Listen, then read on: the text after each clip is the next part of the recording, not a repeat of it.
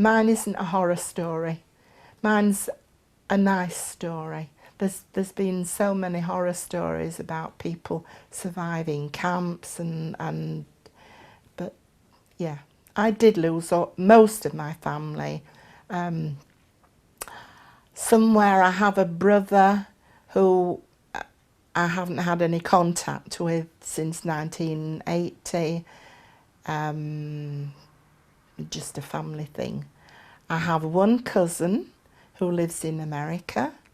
She also had a sister who ended up in Theresienstadt.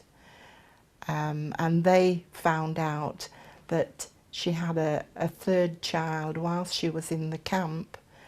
And they didn't know what sex or what name, but they did find out years later that she had a little boy, and they called him Gideon.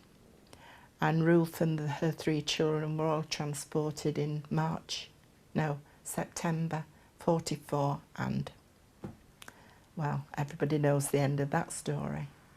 But mine's happy. Mine's a happy story. I don't know anything about my grandparents on either side.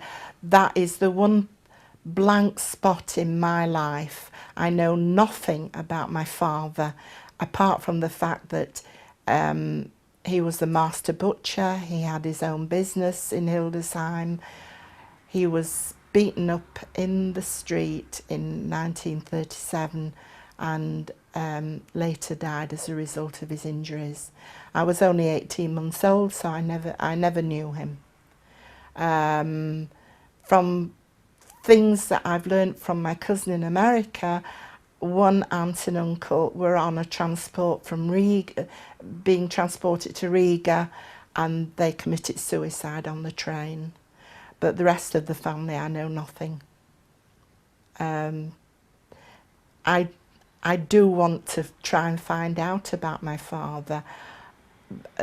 I don't know how to go about it.